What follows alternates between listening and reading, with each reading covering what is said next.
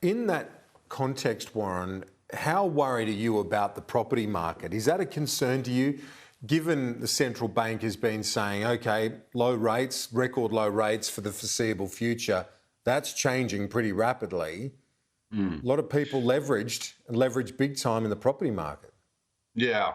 Yeah. Well, look, I think if they start jacking up rates aggressively in the next few months and they have to take them up from 0.1, so almost zero to say 2, so that would take the mortgage rate from 2 to 4.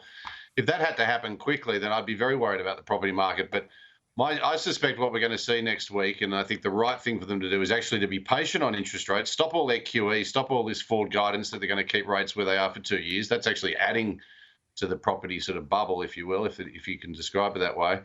They need to get rid of unconventional policies, be cautious with the rates, and only start to put them up later.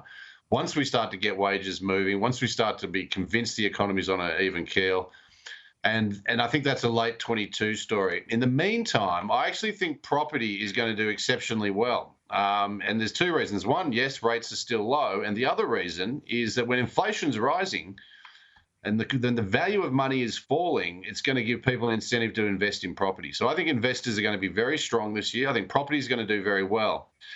The ultimate outcome for property will be 23 or 24 and whether they have to jack rates up a lot. And that's all going to be about whether we have a genuine inflation problem. And I don't think we will. I think they'll have to put rates up a bit, but they'll do it cautiously. So I actually think it's going to be a very good year for property once again. But 23 and 24 are going to be the challenging years. Warren, just finally, as we look ahead, we've got a big few months in terms of our discussions. We've got the budget coming up late March, then the election in May, either you would think it's got to be done by the 21st of May, so early to mid-May. What's your read on how that all plays into economic performance in this country? Do elections and their timing have a tangible impact on growth? Look, there is some evidence, more from my experience and talking to other economists over the years, that SMEs, and I'm very focused on them at the moment and have been for a number of years, but businesses tend to put things on hold in the month or two ahead of an election, especially when it's looking like a tightly contested election, just to see what the outcome is.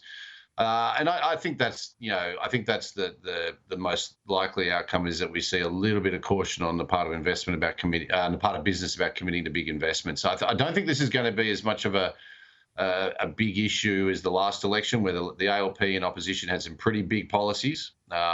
We know the strategy of the ALP this time.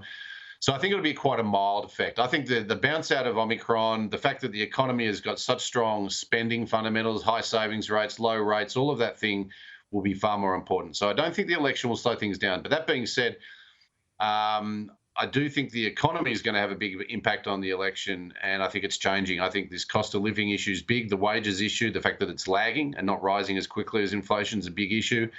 And what Josh Frydenberg does with the budget, now that we know that the economy is effectively at risk of overheating, we're seeing it in the US.